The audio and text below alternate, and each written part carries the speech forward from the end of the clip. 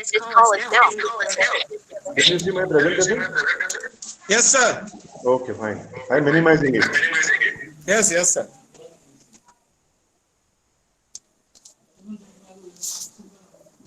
Uh, Students,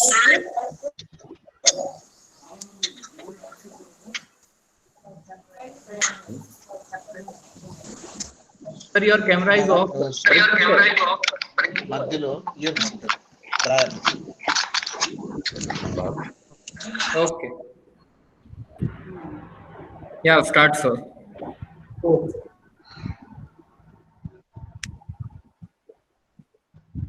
good evening. I, Dr. Parikshit Shirode, professor at the Department of Shalya Tantra, Parul Institute of Ayurveda, Parul University. Welcome you all on this expert lecture series by jointly organized by National Sushruta Association and Parul Institute of Ayurveda, Parul University. Today's topic of expert lecture is fistula classification, my view.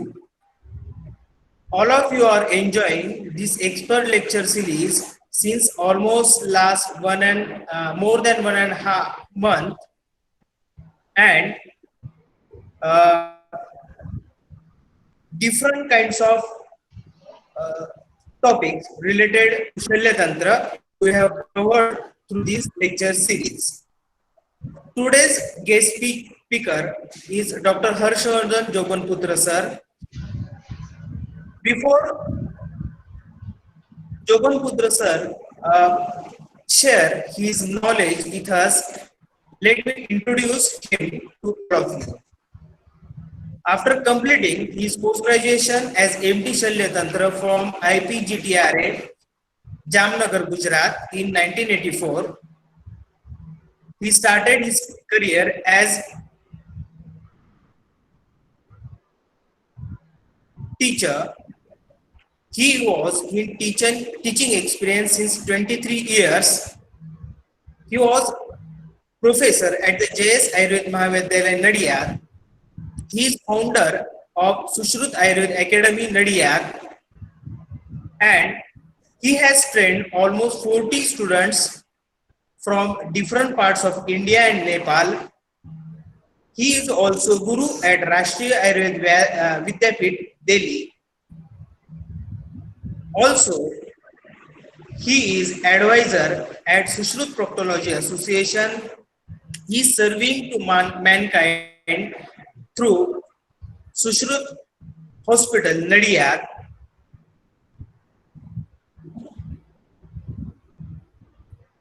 He is kind and generous to share his knowledge and experience to other people, students, and fellow practitioners. He has done this through a number of guest and expert lectures at various conferences. Today, he is also available with us to share his experiences regarding fistula classification, my view. I welcome Dr. Harshvardhan Jobanputra sir to share his kind knowledge with us. Thank Sir. you. Can I start? Yes, sir, you can start. Sir. Okay, thank you for inviting me on the platform of Sushruta Ayurveda Association and Parul Institute of Ayurveda. Here I am third time with you. Before this, I have with you in two different topics on complex fistula and Shasutra alignment, one thing, and second is on Vrana. And Vrana Sofa. 3 times I was with you. This is 4th time I'm with you. Today's my topic is fistula classification, my views. So we will discuss some basic points of the fistula classification, then what I have experienced in my practice, what should be, how should it be termed. I will try to convey my ideas with you. If you have any doubt, if you want any clarification, later on you can ask me. It will be my pleasure to explain everything. Initially, I have given this lecture in one conference at Surat, Susul Proctology Association conference as a JP's classification, that is Jobanputra classification. Since then, I have some modification. I have received some confirmation of my views from different articles also.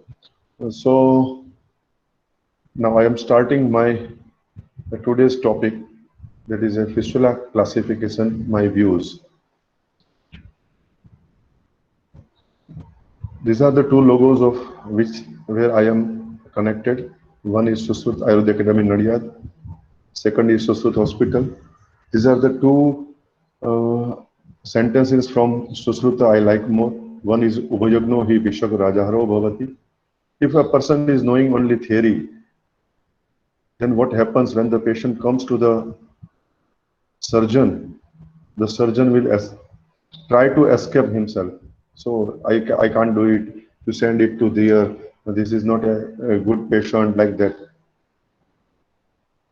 Or if a surgeon is knowing only practical but not knowing theory, then what happens? He may do harms to the surgeon, to the patient. And so Susruta has advised that this type of surgeons should be not to be allowed to practice by a Raja. So today's in era, we are seeing that there are many such a practitioners are available. So always I try to convey this idea to my old students that don't learn only practicals, don't learn only theory. Be expert in both sides. That is Ubhayagno hi Vishak. Second is Hastam eva pradhana tamam yantram. See, if I have many instruments, but I don't know how to operate, when to operate, all instruments are useless. In spite of that, if I have a less instrument, but I have a good skill, I can do many surgeries, many jobs.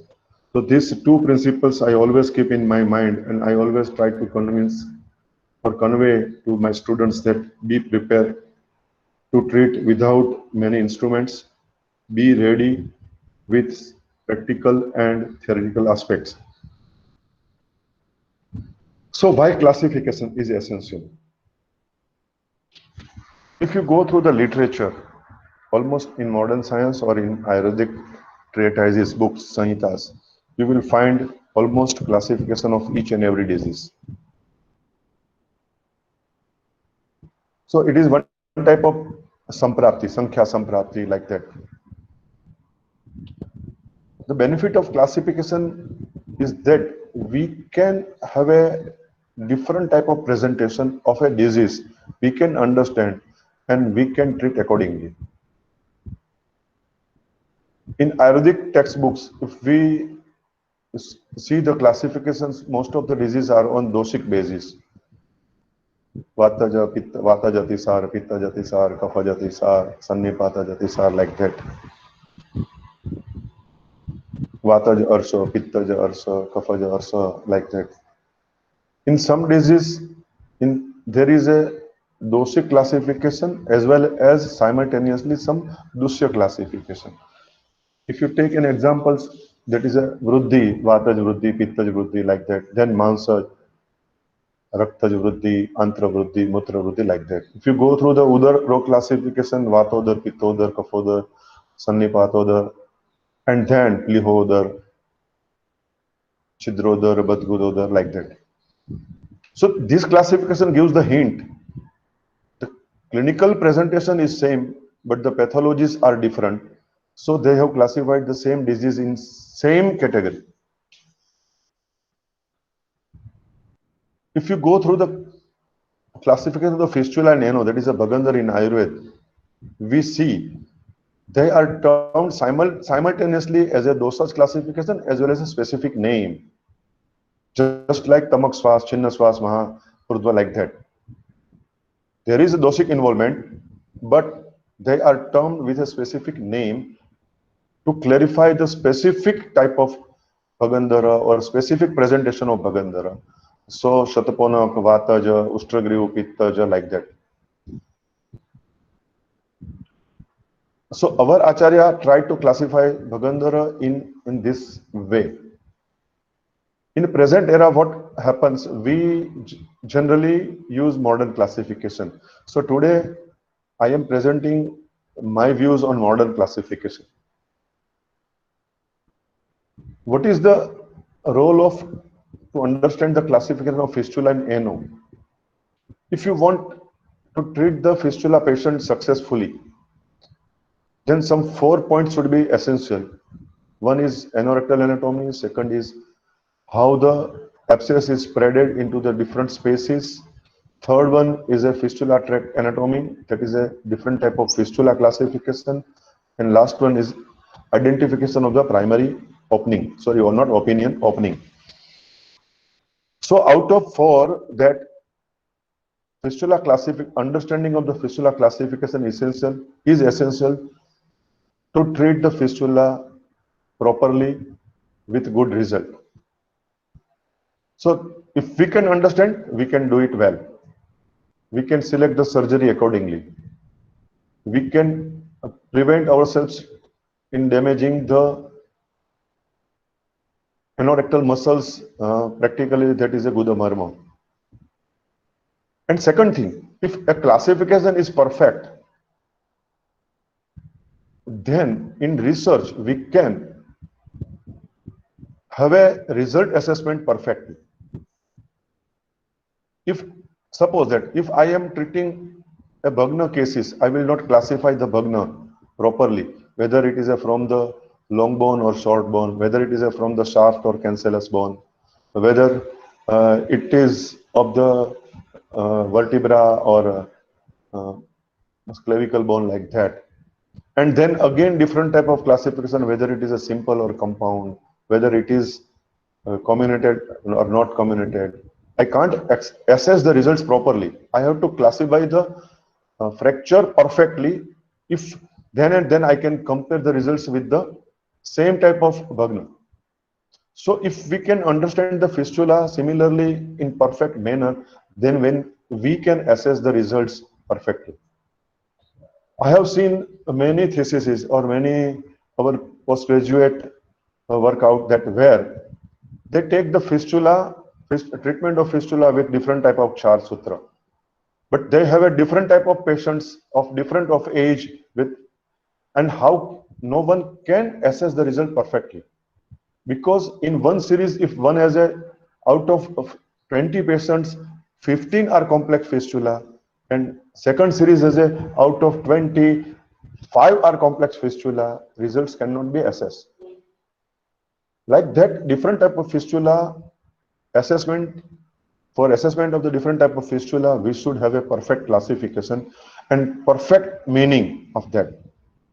So keeping this mind, I tried to give the fistula new names. I am not giving new fistulas, but a new nomenclature to the pre-existing fistulas. These are the known classifications of fistula and ANO. Initial classification was given by Milligan and Morgan in 1934. The last classification, clinical classification, was given in 1976 by Park. Later on, MRI classification, that is a St. John's classification, we are using it, but it is not a clinical classification, it is the MRI classification. So assessment of the fistula clinically is very difficult with that classification. Last one, what I am going to explain this, it is a JP's classification. Let us understand the first classification, which is the standard classification. In graduation, we almost learn this classification. Here you can see there are 5 types of fistula as given. One is submucous, subcutaneous, second is submucous, third one is low anal, fourth one is high anal, and fifth one is pelvirectal. But practically, proctologists don't use this classification anywhere in the world. This was the basic classification, but still it is termed as a standard classification. In next classification, we will not find even subcutaneous fistula or submucous fistula. Even Milligan and Morgan classified these fistulas, but later on Goliger, while describing this fistula, he changed this name. These are not the fistula. We are not seeing. It was a wrong nomenclature. Goliger give this 5 type of fistulas: subcutaneous, low anal, high anal, anorectal, and high intermuscular. Originally, he gave 4 varieties: subcutaneous, low anal, high anal, and anorectal. Later on, he added high intermuscular, which was initially termed by Milligan Morgan as a submucous. Anorectal type of fistula, it is a sub-branch of hyenal fistula. It is having of 2 type of fistula. One is ischiorectal and second is a part of pelvirectal. Later on, he advised these 2 sub-classification of the anorectal fistula. This is the Parkes classification. He described all fistulas in 4 varieties. One is intersphincteric, means the fistula's tract is lying between the 2 sphincter, that is the internal sphincter and external sphincter. Second is transsphincteric, the fistula which crosses both sphincters, then it is termed as a transsphincteric. Third one is suprasphincteric, when the fistula tract is crossing the external sphincter above the anorectal ring, then it is termed as a suprasphincteric. And last one is extrasphincteric, means fistula's tract is not crossing any sphincter. If we want to understand this classification in simple way, then we can say intersphincteric fistula is a fistula where the fistula's tract is lying medially to the external sphincter. Transsphincteric is a fistula where the fistula is crossing the external sphincter at any level. Suprasphincteric fistula is a fistula where the fistula's tract is crossing above the external sphincter, and extrasphincteric fistula not crossing external sphincter or internal sphincter at all. If you go through both these 2 classifications, Goliger has not given any suprasphincteric fistula. Goliger has not given sub-varieties of any intersphincteric fistula of the Parkes. Here, we can say it that Parkes has given 6 type of intersphincteric fistula. Out of that, 6th is secondary to pelvic disease. It means other 5s are not from the secondary to pelvic disease. Transsphincteric fistula again divided by 2, uncomplicated and high blind tract. Suprasphincteric again uncomplicated and high blind tract.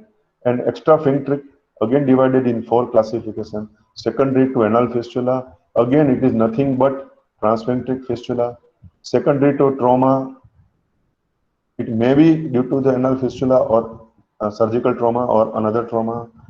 And secondary to anorectal disease, just like intersphincteric, secondary to pelvic disease, and caused by pelvic inflammation. Again, it is not a common fistula. So, in understanding the Parkes classification, what I have observed that many a times, otherwise I can say almost every time, every surgeon is writing only intersphincteric, transsphincteric, suprasphincteric, sometimes with high blind tract, but not specifying whether it is a high blind tract, where it is situated. So assessment of the results cannot be compared with only this 4 type of classification.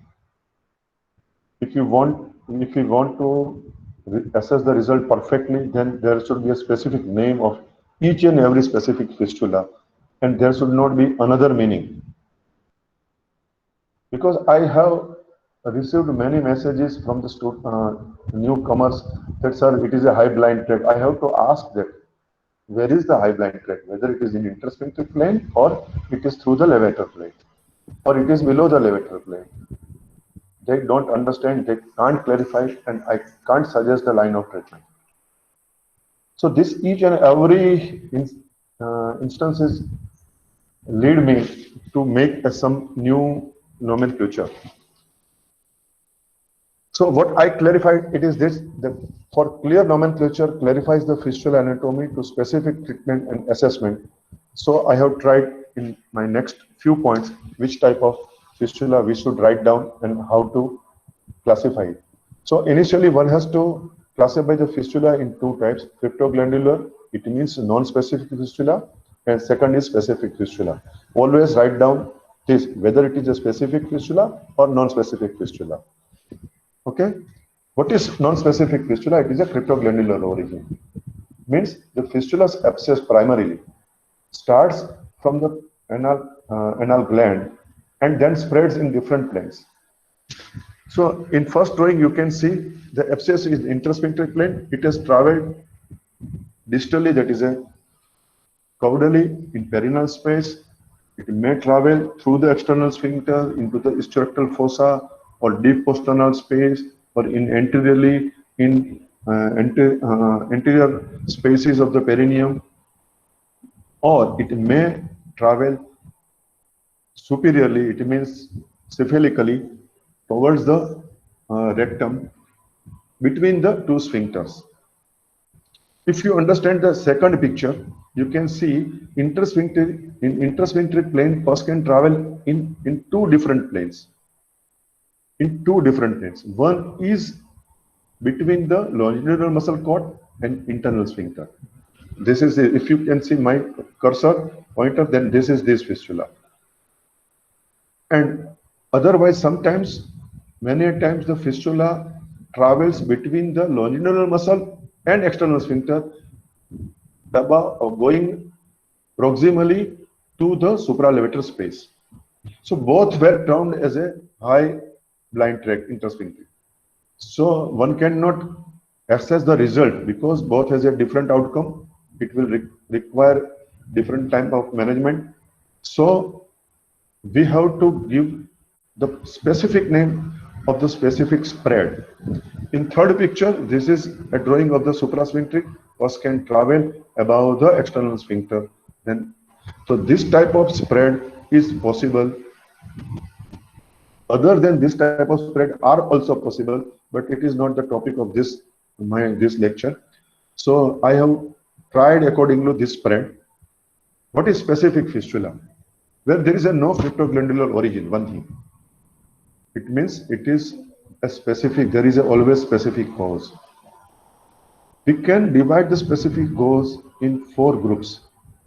One is inflammatory bowel diseases. Out of that, most common causes of the fistula, of a specific fistula, are: one is Crohn's disease and second is a tuberculosis. In ulcerative colitis also fistula can take place. Actinomycosis fistulas can be seen rarely.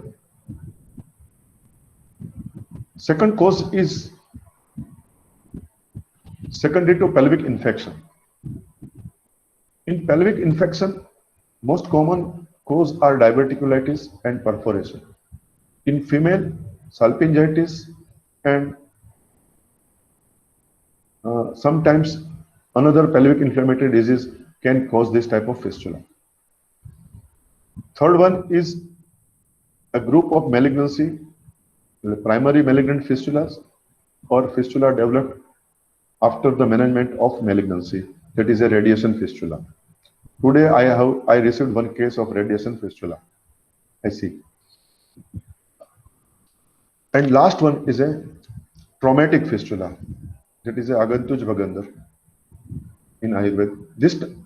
But Ayurveda Agantuj Bagandhar has a different meaning. Here trauma, it may be surgical, just like if you have done hemectomy, infection spreaded into the different tissues and fistula developed, then it is a traumatic fistula. This is a surgical trauma. And non-surgical trauma means if one has ingested any hard material, just like a fish bone or foreign body, and it penetrates above the anorectal ring or below the anorectal ring, and accordingly fistula can develop. Some traumas are accidental traumas. It may be a bomb blast trauma or fall on sharp or blunt subjects, and perineal trauma will be there. Either Non-surgical best example trauma of the rectovaginal fistula is complete perineal tear. So all these are the specific causes. In this type of fistula, the specific type of fistula anatomy may not persist. It will not take the similar course each and every time. We have to understand according to the lesion of the local lesion or distant lesion accordingly, and treatment will differ accordingly. So primarily one has to classify the fistula in this two group. So one has to take the perfect history of the patient of the fistula. I know this cannot be diagnosed with any investigations. So history taking is only and only best criteria for diagnosing the pelvic fistula, specific fistula. There are some investigations of biopsy, X-ray, like that, but they may suggest it may be, but they will not confirm it. So let us start new nomenclature of the my classification. First is low anal fistula. What is low anal fistula? I have given these three pictures. First picture is a park, simple intersphincteric fistula. It is considered as a low anal fistula. It means fistula's tract is not going above the dentate line in the intersphincteric plane and has not crossed the external sphincter. Second low anal fistula is again fistula may have crossed the external sphincter at the lower level. It means subcutaneous part of the external sphincter fibers may have been crossed through the external, this fistula. Initially, Golliger has given this type of consideration and given the name low anal fistula for both this type of fistula. I liked it because line of treatment remains same, outcome is same, there is a no result variation will be there. So we can consider both type of fistula as a low anal fistula. So it means low intersphincteric, simple low intersphincteric fistula and low transsphincteric fistula are considered as a low anal fistula. Second is intersphincteric fistula. I have given the intersphincteric fistula name only to those fistula where high blind tract of the intersphincteric fistula is extending proximally between the longitudinal muscle cord and internal sphincter. It is not entering in supralevator space. So it is easy to treat it because it has not crossed the longitudinal muscle cord. It is single layer, we have to divide it. That is only and only internal sphincter or above the circular muscle cord in the rectum.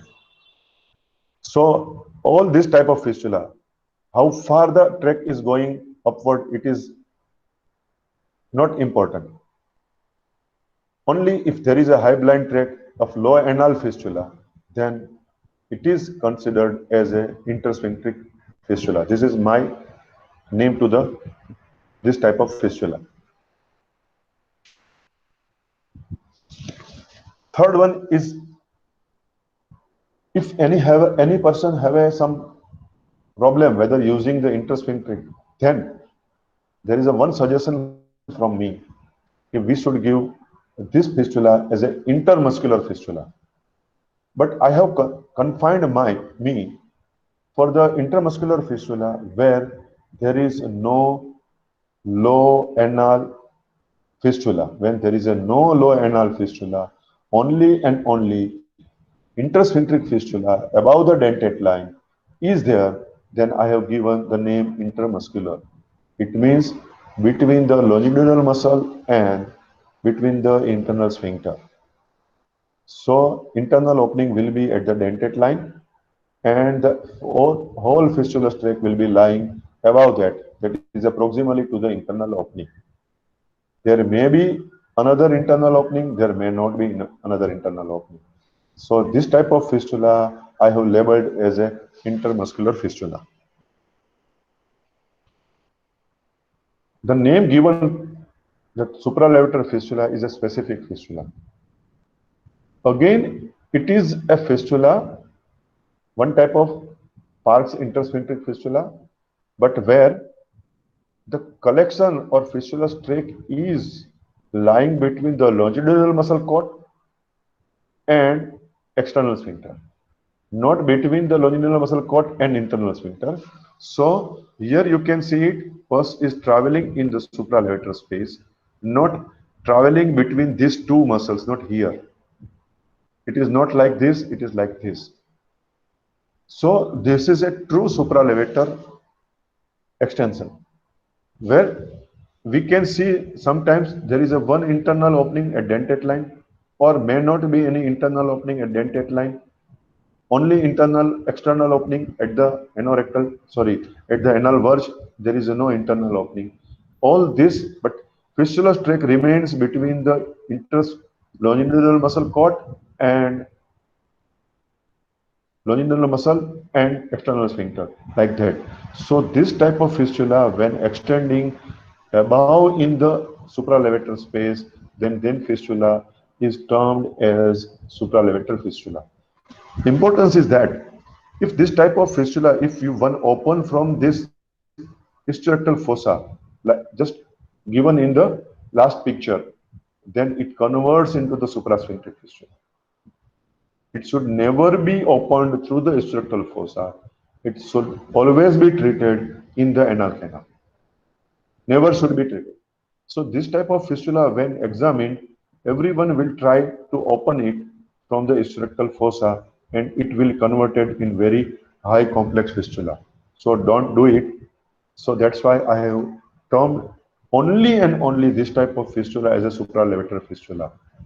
If supralevator collection is not through these two muscles, then I have not termed it as a supralevator fistula. Dr. Garg from the Chandigarh has again confirmed my views that most common.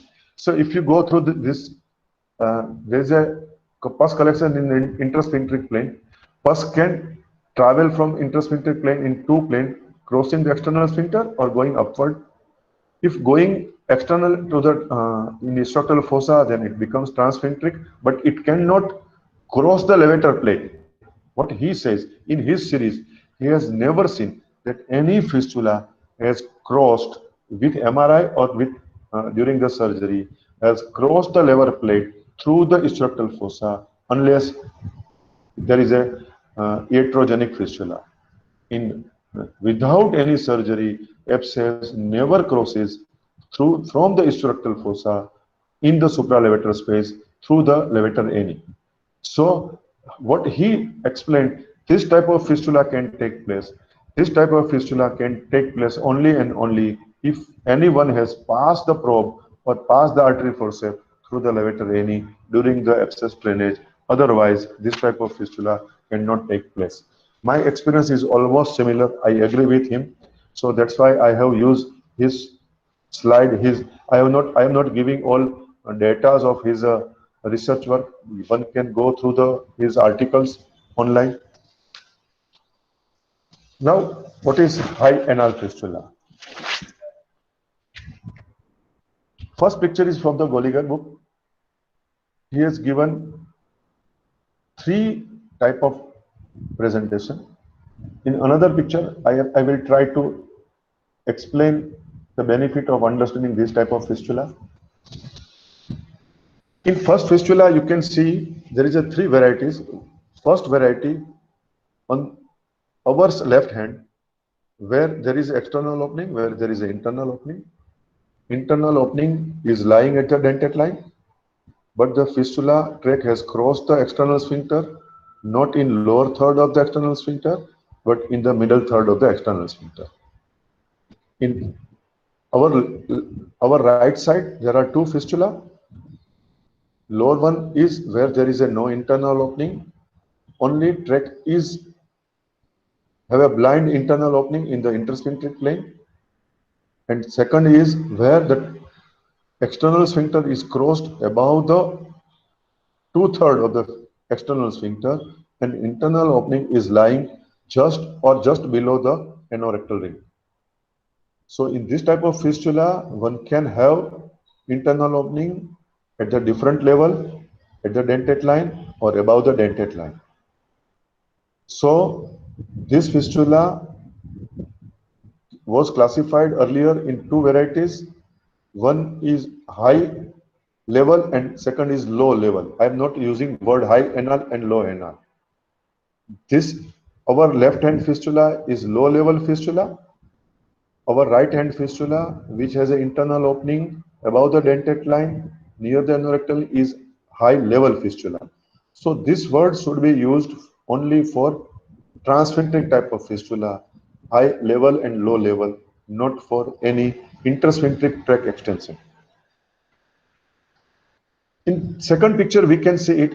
The internal opening is at the dentate line, but tract is extending in intersphincteric plane proximally and then crossing the external sphincter at upper level. This type of extension are common. And when this type of extension occurs place, then abscess take place just hugging to the levator end. In the early phase of the abscess, one cannot find any redness or induration or any sign of the inflammation in the perineal region. Only patient will have severe pain, severe backache in the structural fossa and back pain and high-grade fever. So when this type of history, then this pus has traveled, first collected in intersphincteric place, then has crossed the external sphincter at upper level, and pus has traveled parallel to the levator plate. And this type of fistula may have some hairband like tract in the structural fossa. So all these fistula are termed as a high anal fistula. So means not high level, high anal. What I want to convince it, when the more than 1/3 part of the external sphincter is involved, I repeat it, when more than 1/3 part of the external sphincter is involved below the passing of the tract through the external sphincter, then it is termed as a high anal fistula.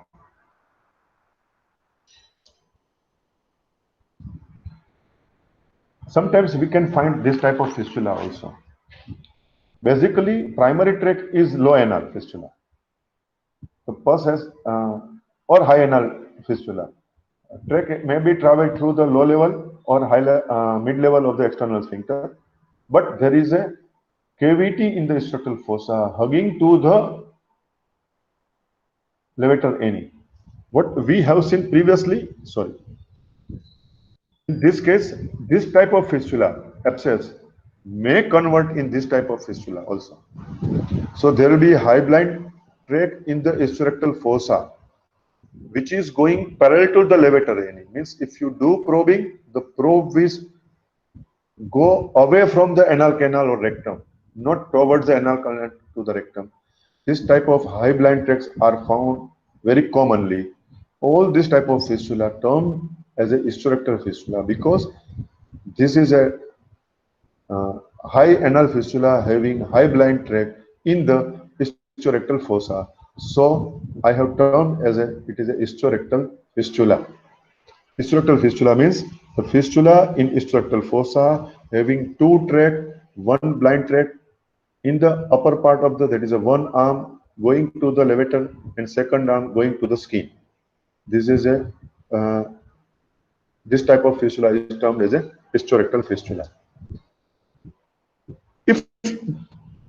If the tract has gone through the levator plate above the in the supralevator space, then it is termed as a translevator fistula. See, again here this picture clears this my presentation. Fistula is basically not that much high level. Fistula's tract have a high blind tract towards the levator ani, but the tract has crossed the levator plate and entered into the supralevator fistula. Basically, this type of fistula cannot take place. What I explained earlier with the Dr. Garg's presentation, if this type of fistula takes only and only if one has done probing haphazardly and pass the artery forceps or anything probe or like that through the structural fossa, when the abscess drained is there, and they have converted the fistula. Why the pus cannot travel from the structural fossa to the in supralevator space? Because levator ani has a two fascias. One fascia above the levator ani is a pelvirectal fascia, and inferiorly it is a anal fascia, which is continuous with the levator ani, which will be continuous to the ischial spine. So these two fascias and muscle, pus cannot cross this barrier. Where there is a least resistance in the structural fossa, it cannot cross this barrier. So mostly, almost we can say always, this type of fistula are iatrogenic, but we can find it. That's why I have termed as a translevator, not supralevator. Okay, this can take place due to the iatrogenic pathology, so we can find it, but so I have termed as a translevator, not supralevator. Pus can be palpated in the supralevator space, but it, it is entered through the structural fossa, so it is a translevator to the levator, not supralevator. This is a translevator fistula. Now we will try to understand the suprasphincteric fistula. What can happen and what I want to convey. See, here is one picture. This is a primary collection intersphincteric. When the pus collects in intersphincteric plane, sometimes pus goes upon between the longitudinal muscle cord and external sphincter, and there is a supralevator collection. That is a supralevator type of fistula. But pus has crossed the external, not crossed the external sphincter, but pus has crossed the plane between the longitudinal muscle cord, I say, sorry, pus has crossed the external sphincter between the puborectalis and uppermost part of the external sphincter. Between this, there are one facial septa is there. So pus can travel through this weak point. This is the weak point. This is this line. This is puborectalis, and this is, and pus has entered here, but pus crosses the external sphincter above the external sphincter and comes down. Then it is termed as a suprasphincteric fistula. But Gordon has not given that type of drawing. What Gordon said, that pus has entered into supralevator, then crossed the levator ani, then entered into the structural fossa. This is practically not possible because again, levator ani has a tough barrier because there is a the pelvirectal fascia is there, levator muscles is there, inferior fascia is there. Pus cannot travel unless trauma is there. Which type of trauma can take place? If there is a supralevator abscess and a surgeon believes that I should drain from the structural fossa and he has drained like that, then this type of Gordon's classification type of suprasphincteric fistula takes place. Otherwise, pus may not travel. So most common fistula is pus will travel from here between the puborectalis and external sphincter and will come down in structural fossa. So I count this type of fistula as a high anal fistula, not suprasphincteric fistula. So this is what I want to convey is this type of suprasphincteric fistula. But when there is an iatrogenic fistula is there, then we have to give the term suprasphincteric fistula. Otherwise, if it is not a iatrogenic, then it is a high anal fistula. When it is iatrogenic, when it crosses the levator ani plate and coming in the structural fossa due to the faulty drainage, then we have to term it as suprasphincteric fistula. Again, this is a presentation from the Dr. Garg's paper. See, what he is explaining, supralevator fistula may be of two types, intersphincteric and transsphincteric. Intersphincteric, that is a partial. It means there is a no external opening, and second is complete. It means there is a two openings, one internal and one external, but there is a high blind tract. So if we want to have a more classification, treatment remains same, then we can, according to my classification, intermuscular fistula is a partial and complete fistula is a intersphincteric fistula. Transsphincteric fistula Again, it is a low variety and high variety. What I said, it is low anal, high anal. This is a two type of combination is there.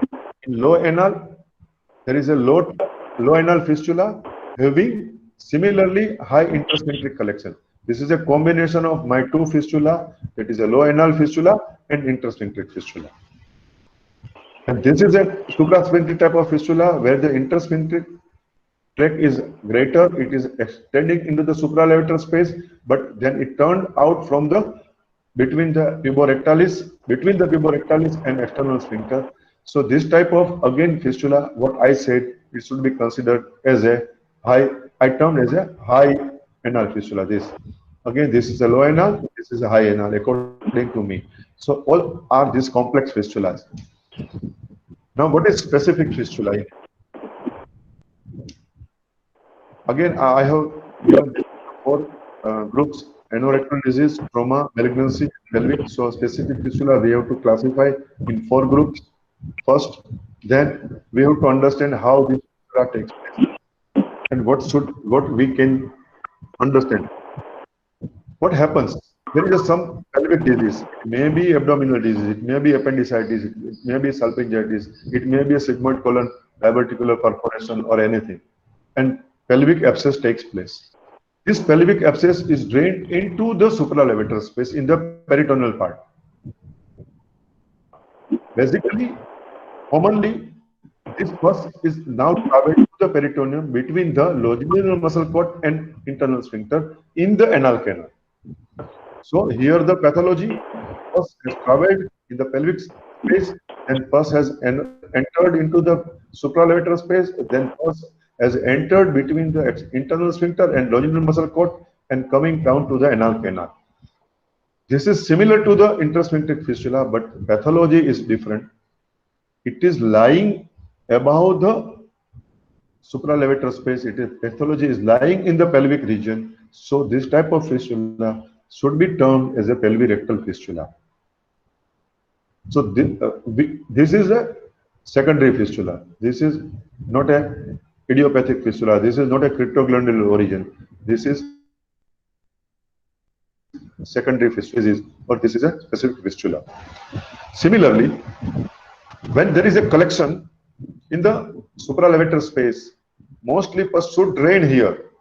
But sometimes what happens, again, by mistake, surgeon may drain from here. This should not be done. And then this type of fistula, what is truly said is an extra rectal, extra sphincteric fistula takes place. So this type of extra sphincteric fistula are where there is no internal opening in the rectum, only and only one external opening lying in the perineal space, and pathology is lying in the peritoneum or above the supralevator space, that is in the pelvic space. So this type of abscess is wrongly drained. It should not be drained in ischiorectal fossa, but drainage through the ischiorectal fossa. Then this type of extra sphincteric fistula takes place. So again, it is a fistula arisen has taken place from the two different conditions. One is pelvic disease, that is a pelvic inflammation, that is inflammatory bowel disease or perforation, and second is iatrogenic, that is a IND through the ischiorectal fossa. Then and then only and only this type of fistula can take place. Park has considered this fistula in extra sphincteric fistula. All fistulas. What I want to convey, this type of fistula was Park has given extra sphincteric. He should give it is a pelvirectal fistula through the extra sphincteric space only. So this type of fistula, when it is, we can term it a extra sphincteric fistula. This was pelvirectal abscess, but converted into the extra sphincteric fistula. So this type of fistula is labeled by me is an extra sphincteric fistula. It is not a idiopathic. It is a pathology is lying with pelvic disease and faulty drainage. Sometimes what happens, trauma can take place also. What trauma? When there is a ischiorectal abscess, there will be a primary tract here. But during the IND, some surgeons make pass the Kshar Sutra through the above the anorectal ring and converts low anal, high anal fistula into extrasphincteric fistula. Again, this is a iatrogenic fistula. Okay. So my final conclusion is we have to classify fistula basically first specific and non-specific.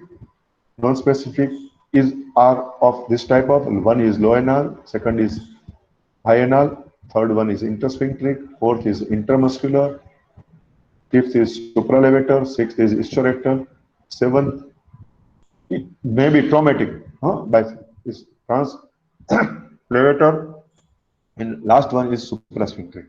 This type of preservation can take place. If we label perfectly, then we can understand the pathology, what went wrong by surgeon or what went by the nature. And this is a specific type of fistula. It is mainly of two types. One is traumatic and second is pelvic disease. Due to the pelvic disease, mainly intermuscular, that is an intersphincteric type of fistula are common. Translevator fistula, again, it is due to the only trauma. Whereas traumatic fistula, it is when it is drained through the hysterectal fossa, then it is an extrasphincteric fistula. So I can summarize, or we can summarize all fistula in this nutshell. So label is whether it is a specific fistula or non-specific, then label if it is a non-specific fistula, then which type of fistula. Now, again, third level will be there, that is a complex fistula. What is complex fistula? Problematic fistulas are termed as complex fistula, which are difficult to treat, where increased risk of recurrence or incontinence is there. Mostly, which are the simple fistulas? Except that simple fistulas, all are complex fistula. This is the meaning by Corman. That is a book, colorectal book. He has given like that.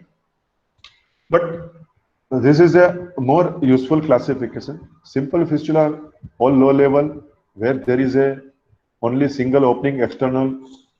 If it is a multiple opening, then it is a complex fistula. If there is no abscess or cavity, then it is a simple fistula. If there is a high blind tract or abscess, then all are complex fistula.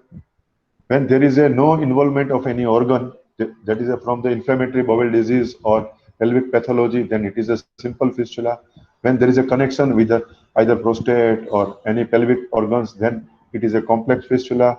If it is a rectovaginal fistula, then it is a complex fistula.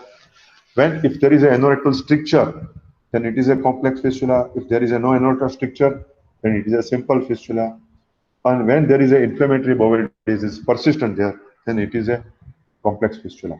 So one has to label, again, it is a complex fistula with this. If it is an inflammatory bowel disease and many external opening, then write down it is a complex fistula. All horseshoe fistulas are complex fistula because there are multiple openings. So transsphincteric fistula, either high anal or low anal, which I have given the name.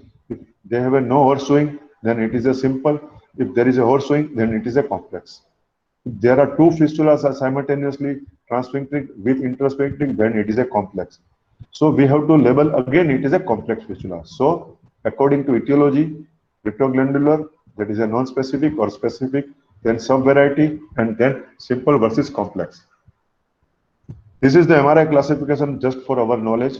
It is not that much useful to understand the clinical presentation, so I'm not going in details. So thanking you for allowing me to keep my views with you. I will like if there is any queries or discussion or suggestions from my colleagues or from faculty members. It will be beneficial to my knowledge. So now I keep myself ready for discussions. Okay, thank you.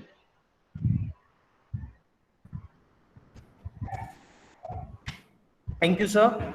The session is ready for discussion. You can raise your questions. You can place your questions in the chat box.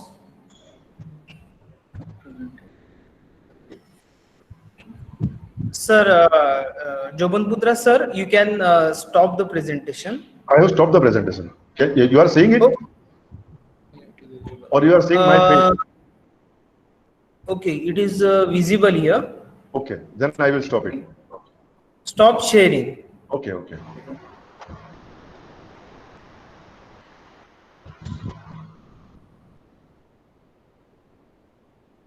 Please ask your questions in the drop box, in the chat box.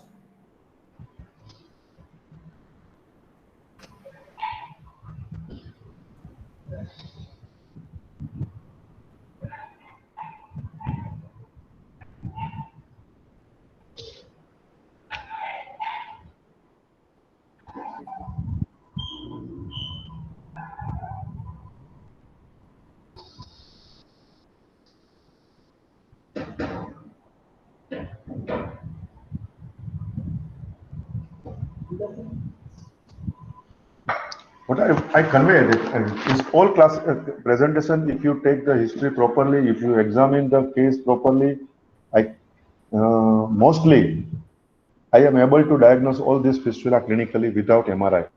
Only I use MRI for my confirmation that what I am examining is proper or not. Because during my early practice or my early teaching career, MRI or sonography was not available. So I was used to have a clinical diagnosis.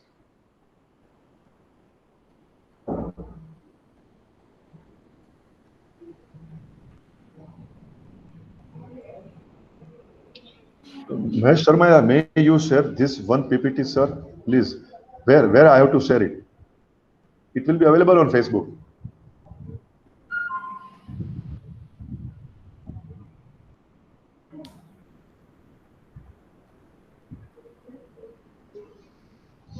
WhatsApp group में share करो.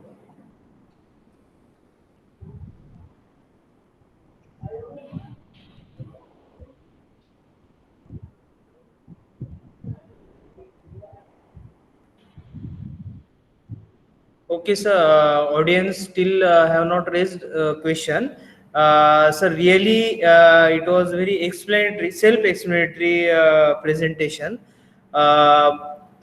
Also, you told one thing that if you examine fistula very properly, keeping the anatomy of anorectal region in mind, there may not be requirement of UAG or ultrasonography, physiogram, all these tools. Dr. P. Hemant Kumar sir always tells in case of anorectal diseases, Anguleo Pradhanantram Gudavikare, palpation of the index finger, examining index finger gives a lot of idea of about internal opening. And if you as you told, sir, if we consider the anatomy of this region, we can understand how the track is going and which kind of fistula is there. Okay, there is one question. How to assess clinical fistula in NO remaining to external opening? Mahendra from Jaipur, NIU. So, okay, what I understood your question is that when there is a no internal. Sir नमस्कार. नमस्कार. Sir मेहमान Mahendra Singh sir, मेरा कहना यह था कि अगर external opening से क्लासिफाई अपन जो करते हैं एक्सटर्नल ओपनिंग को देखकर, जो ट्रांसस्पिंट्रिक है, एक्स्ट्रा स्पिंट्रिक है, इंटरस्पिंट्रिक है, इसके अलावा भी कोई और क्लिनिकली अपन असेस कर सकते हैं और किसी चीज से? हाँ ठीक है, देखिए समझिए, एक्सटर्नल ओपनिंग से ट्रांसस्पिंट्रिक और इंटर्न स्पिंट्रिक नहीं करना चाहिए. Okay sir. First you have to find out the both external as well as internal opening. You have to palpate the tract. You may have to pass the probe during surgery or during examination, and you have to understand from where the fistula tract is crossing the external sphincter or not crossing the external sphincter. Then you can classify like that.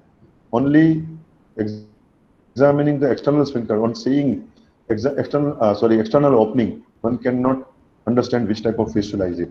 Yes, by experience, we can understand, okay, here it is the opening, this fistula may be like this. What I want to say, may be like this, not 100%. So it's very difficult even today for me after seeing a photograph of a patient with external opening, which type of fistula will be it? Thank you, sir. Another question is there, sir. Kindly share your views regarding management of deep post-anal space anatomy and clinical manifestation with management of abscess in this space. Deep post-anal space. Who has asked this question? Durga Bhanushali has this question. Dr. Durga Bhanushali has asked. I want to read it. That's why I am not in chat box. It is. Yes, sir, it is in chat box. That is a Tilak Kumar. Could you please explain how to approach suprasphincteric supralevator? Okay.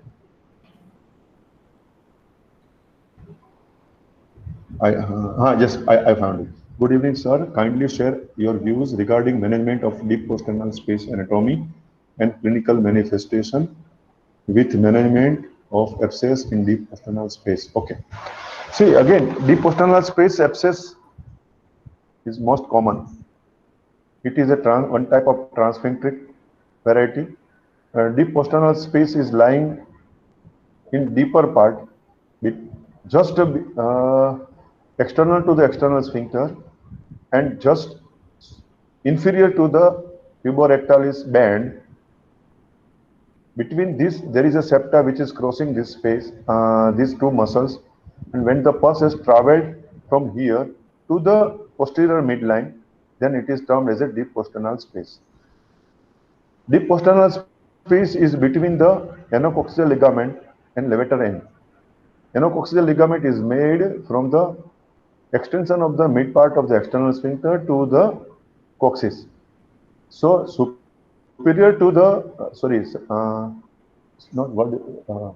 superficial to the anococcygeal ligament is subcutaneous space or perineal space, and deep to the anococcygeal ligament and superficial to the levator ani, it is a deep post-anal space. Deep post-anal space extension is a good topic to understand, because it generally don't involve the structural fossa and first travels posteriorly like that. Always clinical presentation will be high back pain, pain radiating to the side of the affected part of the extremity. There will be a high-grade fever. If you try to drain it, it is very difficult to drain it because even today I feel difficult when there is no large amount of collection is there. I have drained only 2 cc pus from this space in earliest clinical findings with MRI. This is a deep post-anal abscess, only 2 to 3 cc. These are the clinical manifestations. And the management of abscess in deep post-anal space, just transsphincteric type of fistula, or if you can drain the pus just nearer to the external sphincter, then fistula will be very smaller. Other part will heal automatically. Next question is from. I will show the pictures. I will keep ready the pictures, photographs of the patients whenever the time will allow me. Okay. Next, is MRI essential for every fistula? No.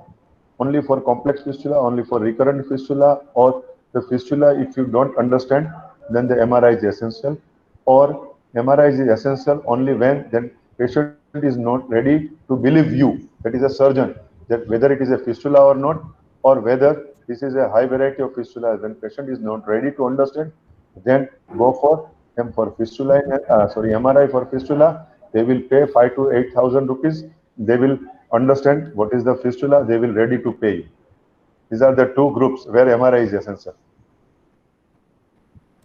Manjrikar Kesar, if anyone have doubt, they can repeat the questions, okay? Or you can ask directly to me.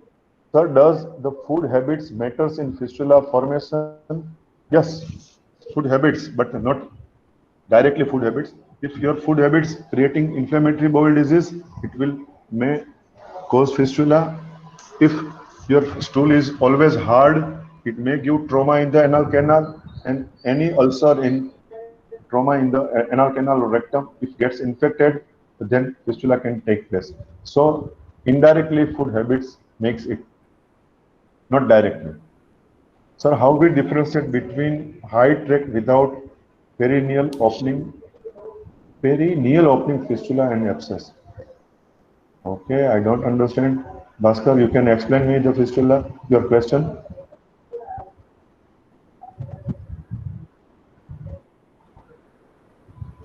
Sir, how we differentiate between high tract without perineal opening? Okay, I try to convey what is your question. If there is a no external opening, okay, one thing, and second is whether there is a high tract is there or not. Yes, with PR we can say it. If you do properly PR, that you can palpate the tract.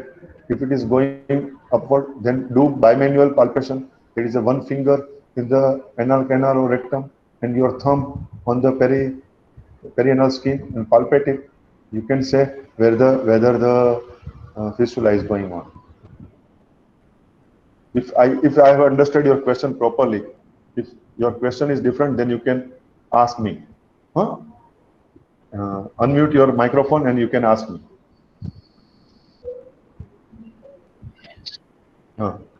Hello sir. Good evening sir good evening sir. जो classification आपने बताया था ना, simple low intrasphincteric fistula and उसके बाद में फिर high tract without perineal opening fistula, उसमें और फिर जो एब्सिस होती है ना, जो इस्च्यूरेक्टल स्पेस के अंदर जो होती है, उसके अंदर अपन डिफरेंशिएट कैसे करेंगे? अगर पीआर करके और उसके बाद में मतलब पेशेंट आ रहा है तो अपन क्या दिमाग में रख करके देखेंगे कि ये फिस्टुला का पेशेंट है या फिर एब्सिस का पेशेंट है?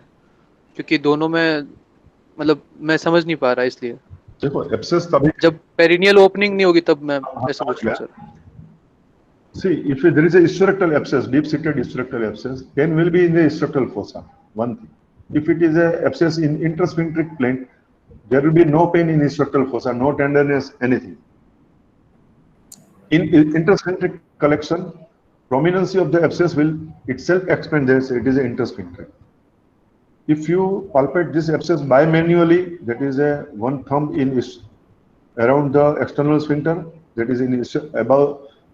At the area of the hysterectal fossa and one finger in the anorectal junction, the abscess will be held more near to the finger rather than the thumb. If abscess is palpable towards the thumb, then it is in the hysterectal fossa. So the clinical examinations will give. And second question, if abscess, particularly when I say abscess, when it is the first time. If it is a recurrent abscess, then I term as a fistula with abscess, because it is a collection after the closing of the eye, both external or internal opening. There is a pus collection. So I don't term as a only abscess. Only I label the abscess when it is a primary abscess is there. It is never burst itself or it is never drained anytime. So Gordon has given the chapter's name is a fistulous abscess, not abscess separately. Okay? Okay, sir. Thank you. Then Tilak Kumar, could you please explain how to approach suprasphincteric or supralevator or intramuscular fistula by using a small video clip? Oh, it is very difficult, huh? Because I have no endoscopic camera. And I cannot take videography of the what I do surgery in the anal canal. So, actually, I want to know, sir, how to approach if there is no any external opening. How to approach that type of fistulas? Okay. Then see if there is no external opening. If you have a judgment, confirm it whether this from internal opening, the fistula tract is going between the two sphincters, that is external and internal sphincter. In which plane? Whether internal sphincter and longitudinal muscle cord or longitudinal muscle cord and external sphincter. Almost treatment remains same. Only pain and direction will be changed. If the no external opening, and the fistula has crossed the external sphincter, either in deep posternal space or in structural fossa, then we have to open the structural fossa and treat as a transsphincteric fistula or according to the high anal or low anal fistula. But you have to confirm it with clinical examinations or by MRI. If you are not that much experienced, then go for MRI. Have a MRI reporting properly with diagram whether the fistula tract has crossed the external sphincter or not. If yes, then at what level? Okay, Tilak? Okay, sir. Okay, thank you. If any doubt, you can ask me. I will explain. Okay, sir. Okay. How to online test, how to assess clinical fistula and ANO remaining.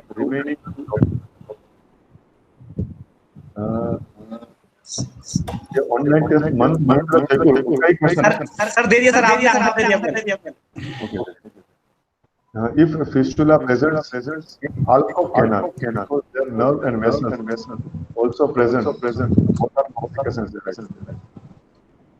dear friend only alcove canal fistula cannot take it is always through the structure.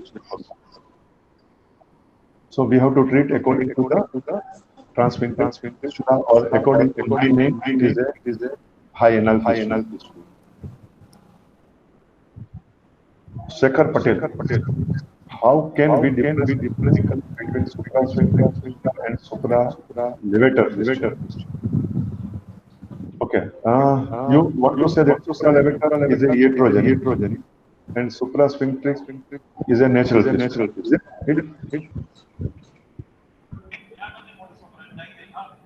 Otherwise, both are same. If you are using supralevator word, according to me, then it is a different. Okay. So let me explain everything.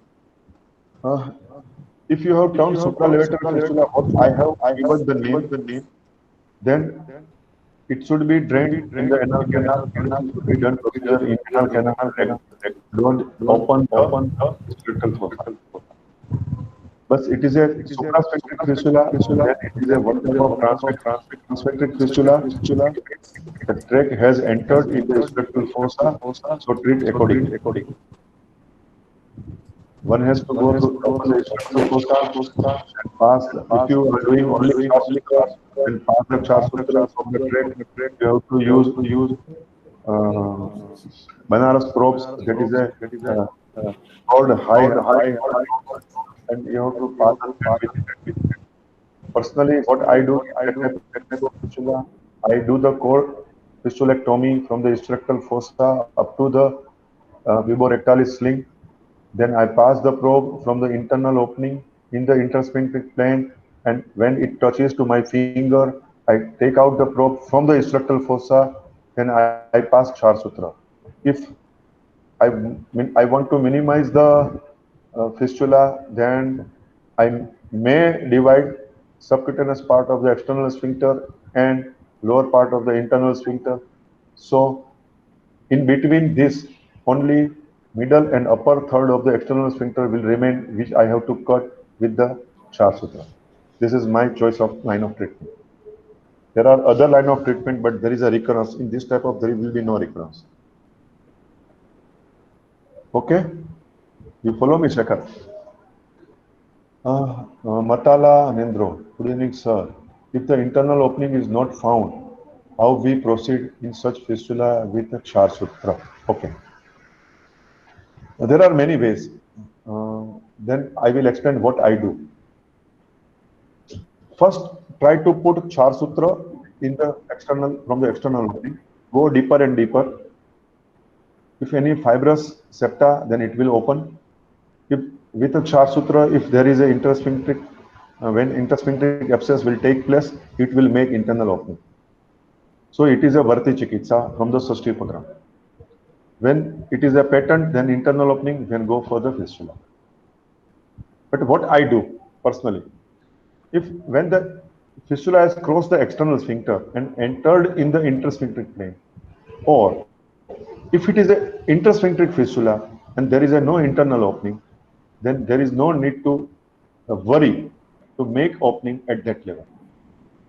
You can make internal opening through the internal sphincter. Again, I repeat, the fistula must be entered in intersphincteric plane. Okay, if it has not entered the intersphincteric plane, then it is not fistula, it is sinus. It may be due to the fisturectal trauma. Love Krishna Pal, okay. If a patient having Fournier's gangrene and fistula is also present, then after how much time fistula should be operated, sir? Okay. If Fournier's gangrene, treat it primarily, allow the hysterectal. Generally, what my experience says, Fournier's gangrene take place from the two different route, one from the hysterectal fossa and second directly from the anterior midline to the scrotum. So accordingly, what the space you have opened from the Fournier's gangrene, if it is a perineal space, deep perineal space, or superficial perineal space, keep it open.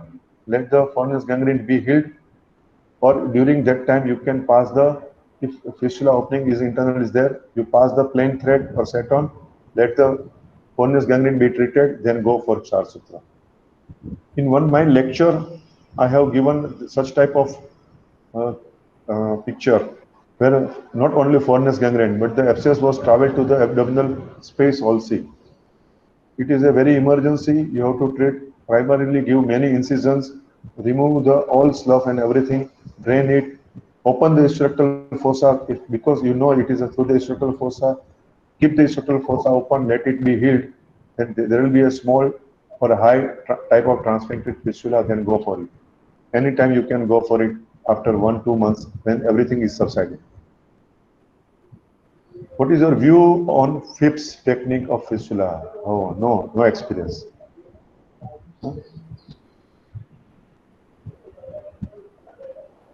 What is common cause of reoccurrence of fistula according to your experience and how prevent? Okay.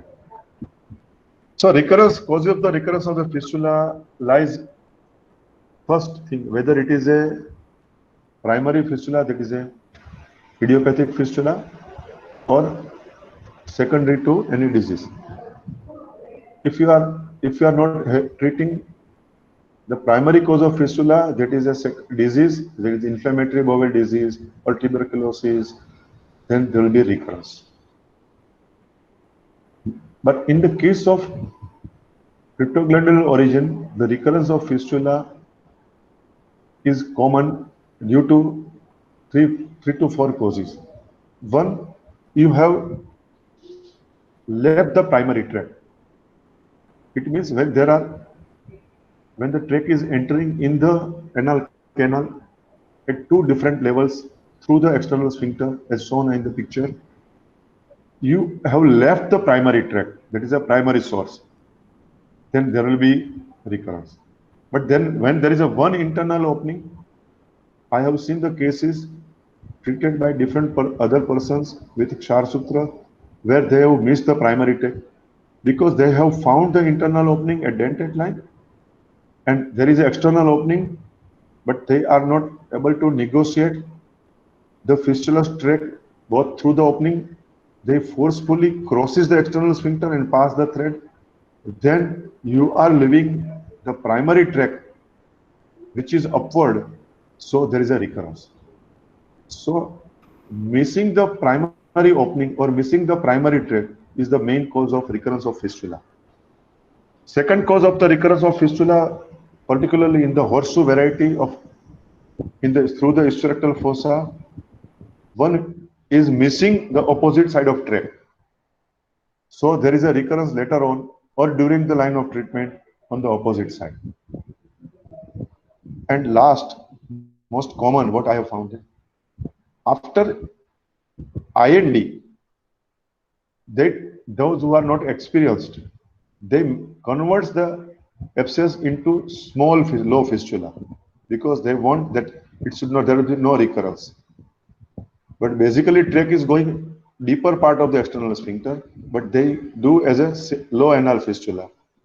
So the primary tract is missed, and secondly, To treat it fistula, they use antibiotics for a longer duration.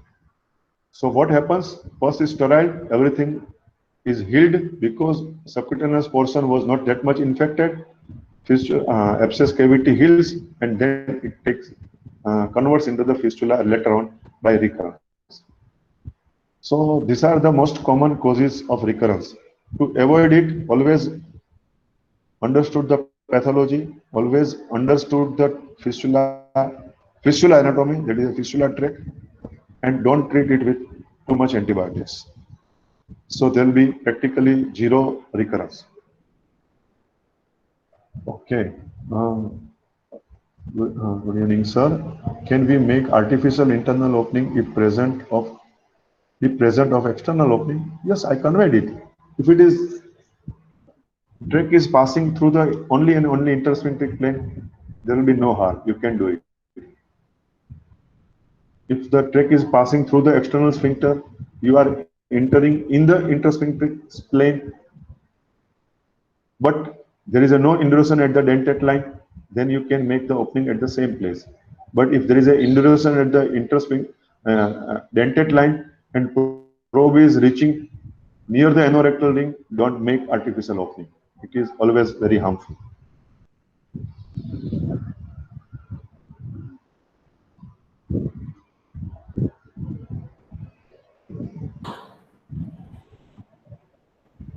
Okay.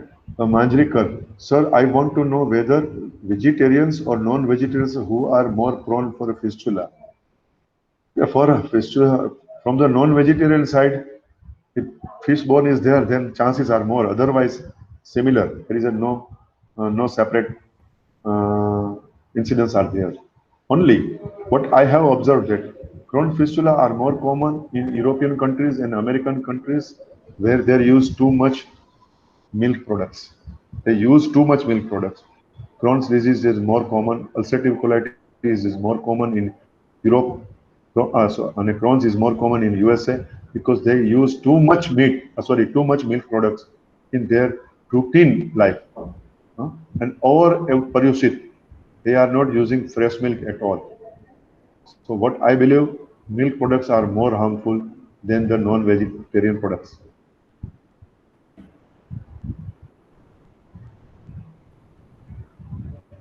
So I think I have almost answered all questions. I'm not missing any question.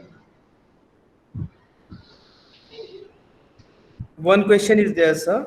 Last question it is. What is your experience about core fissulectomy and partial fissulectomy? Which is best as per your experience? Shekhar Patel. Sure. If it is a fresh fistula, fistulotomy is good, according to my experience. Huh? No, you have asked the core fistulectomy and partial fistulectomy. Oh, plain core fistulectomy is not advisable at all. Core fistulectomy and Kshar Sutra or partial fistulectomy and Kshar Sutra are advisable. Only core fistulectomy cannot be possible. It will be, again, there will be a recurrence of fistula. Because you are not making proper drainage. So there should be answers whether core partial fistulectomy or partial fistulotomy. This should be a question, I think. So if it is like that, then I can answer it. Shekhar. Hello हाँ नमस्ते sir sir मैं sir ये पूछा था core fistulectomy and partial fistulotomy not fistulectomy partial fistulectomy is not there partial fistulotomy sir I am asking about okay so core fistulectomy is again partial or complete sir complete core fistulectomy and partial fistulotomy with Kshar Sutra yes sir with Kshar Sutra so basically you should not compare it because core fistulectomy or fistulectomy we should compare like this and we should compare partial fistulectomy whether it is a core or lay open technique and Kshar Sutra because the assessment of the result lies on the what type of sphincter, how much amount of the sphincter you are excising or dividing. So if you are doing fistulectomy, either it is a core fistulectomy or excision fistulectomy, everywhere there you are dividing the sphincter at a time. So you can't compare these results with Kshar Sutra.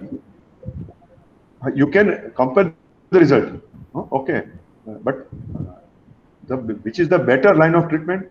It is on the type of fistula. So for low anal fistula, for you can do Kshar Sutra, plain Kshar Sutra, or partial fistulotomy and Kshar Sutra, or fistulotomy or fistulectomy, whatever you like, results will be the same. Only choice is yours, what patient wants and what you want to do it. Yes, but when there is a fibrous tract, I do partial core fistulectomy. But when there is a abscess, when there is a fresh fistula, you can't do core fistulectomy. You have to do partial fistulotomy, scope it. Because there is a no fibrous tract, you can't excise it. Only you can trim the margin. You can't do fistulectomy in that case. So if the fistula tract is crossing upper part of the external sphincter, I never do complete fistulectomy. I always use simultaneously Kshar Sutra. This is my answer. Okay, thank you so much, sir.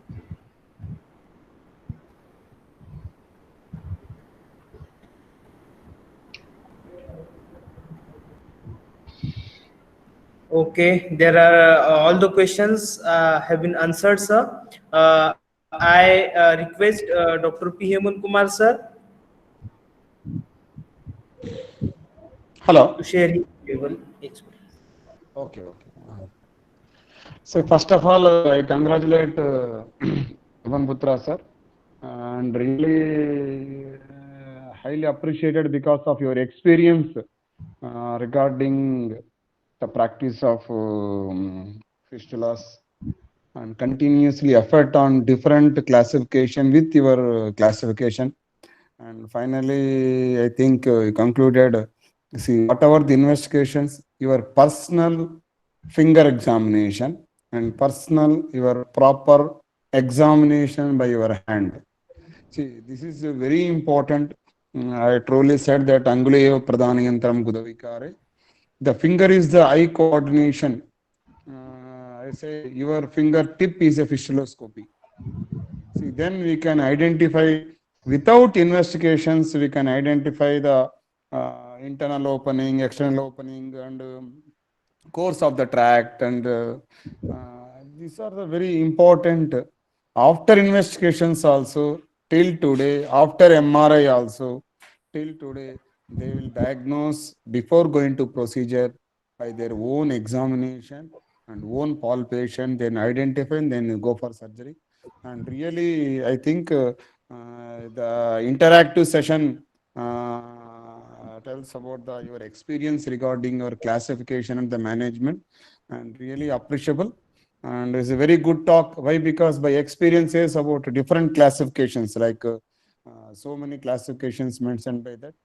Definitely, these are all classifications are very beneficial for the management of fistula. That is the main motto. The management of fistula according to the type of fistula. Then you can go for the management. And sir truly said about. So we are also practicing about, especially for fibrous tract. If it is a tract, is a linear tract and transpentric type, and you can go for either core fistulectomy or partial fistulectomy, or you can go for followed by the Kshara Sutra. And if it is a cavity, it's not possible for core fistulectomy. Definitely, you must to open the cavity and curatize the contents and followed by the Kshara Sutra for proper drainage. I think this is the best results during our practice, and without any recurrence and without any surgical complications. That is a very appreciable thing. And once again, I'm thankful to Javan Putra sir for continuous giving the lectures in our platform. And once again, I request all the faculty members and all the PG scholars, already recently they registered, they joined in National Sushrute Association, and I am very thankful to who joined in National Sushrute Association, either faculty and students. And I request all the faculties, please motivate your students to join National Sushrute Association and to protect our rights and to fight our rights and to go through for the common platform better. I request all the PG Shailatantra scholars and PG Shailatantra faculty, please join and hands with NSA, and we will do the wonders and we will do the so many achievements through this platform. And once again, thankful Joban Putra sir. I think we expected so many other guest lectures. I think 1 or 2 hours is not sufficient for your fistula. If you talk, give means you can continue 1 month also. We can talk with fistula. I think today by fistula more than 2,000 viewers in Facebook. They've seen your interaction. And really appreciable, sir. We want more guest lectures and more your experiences regarding the Sushruta's concepts and Sushruta's principles of practice. Definitely the young Ayurvedic surgeons needed this type of guidelines and this type of expertise to practice Ayurvedic surgery. Once again, I pranams to you for your experience and this talk. I am really appreciable. JP classification also one of the another classification added for especially for not only for Ayurvedic surgeons, for the classification after POX and other things. Definitely it is useful for that, and I appreciate for your classification. And once again I thankful to Parikshet and team, Hemant Toshikan and team, and Parallel University for giving chance to this platform to popularize Ayurvedic surgery throughout India and abroad. Once again, I'm thankful to all for patiently listening these type of guest lectures. Thank you, sir. Thank you once again. Thank you. And thank you, everybody. Yes, okay, sir. good night. Good evening.